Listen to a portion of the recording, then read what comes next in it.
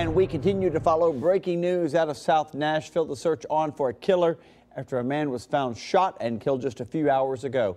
News Channel 5's Cuthbert Langley has been working this one all morning long from the South Police Precinct. Cuthbert, good morning. Do we know of a connection yet between the victim in this case and the suspect? Good morning, Steve. At this point, no, we do not. There still really is no word about the motive involving with this shooting. We do know that the victim was found dead in his apartment and that a neighbor recognized the suspect. But by the time police brought the canines, the dogs out there to try to sniff out where the suspect may have gone, he was already could not be found. So police are still trying to figure out exactly what happened this late last night. Take a look at the video from the scene. This happened around 10:30 at the Horizon Park apartment complex in Antioch. Police say a neighbor called 911 after hearing several gunshots, and when police got there to the scene, they went inside the apartment, and that's where they found this man dead with several gunshot wounds. So they began speaking with neighbors, and it was one of those folks who told police he recognized the suspect, but still not a good description of who the shooter is at this point. Police are still searching for him, but they really haven't been able to give us a good description just yet. And in terms of the victim's identity, his age, that sort of a thing, police are telling me they are still in the process of notifying the family, the next of kin. So until that happens, we will not get any new information about the victim. If you at home know something about this, about where the shooter may be or what a possible motive was, give Crime Stoppers a call at 615-74-CRIME. We're live here at the South Police Precinct this morning. I'm Cuthbert Langley, News Channel 5 HD. Cuthbert, we appreciate the update. More breaking news also out of South Nashville. This was the scene this morning at the Nashville gun shop along Antioch Pike. Metro Police believe two suspects wearing all black cut the fence and were seen on surveillance video trying to break into the store.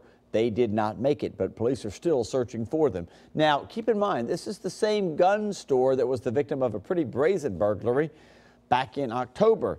That's when suspects crashed a stolen pickup truck into the store, backing into it right through the doorway there, and made off with thousands of dollars of weapons. Well, a man was badly injured this morning after a rough crash in Antioch. We're told that the driver was on Old Hickory Boulevard near the Cane Ridge Community Center.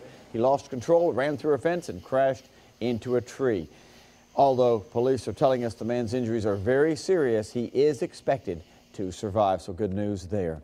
Troubling allegations have landed a father behind bars this morning. Police say they were originally called out to the Roadway Inn on Murfreesboro Pike over claims that Michael Delk assaulted his wife. However, during the investigation, officers found sexually explicit photos of kids on his cell phone. The 37-year-old is now charged with especially aggravated sexual exploitation of a minor, and more charges are expected.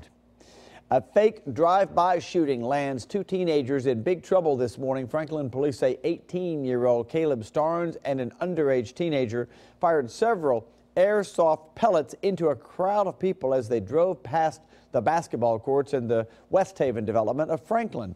We're told 4 minors were hit but not seriously hurt. Starnes and his passenger were quickly arrested. Franklin PD quick on the scene on this.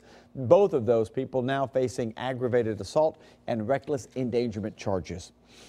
A teenager accused of killing a 13-year-old in a drive-by shooting could go to trial next spring. Joseph Hendry was in court yesterday on charges of first-degree murder.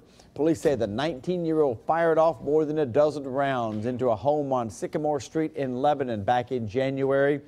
13-year-old Ciasia Watkins was sleeping inside. She was hit in the head by one of those bullets and died 3 days later at the hospital.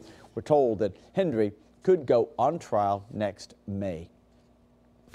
New details now about that accidental shooting down in Coffee County in Tullahoma that we've told you about. That 12-year-old boy that was shot during a hunting expedition of some sort is expected to survive. So great news there. The dad even tells us that the 12-year-old might be transferred out of the Vanderbilt Children's ICU very soon. It's unclear what caused the accident or if any charges may be filed.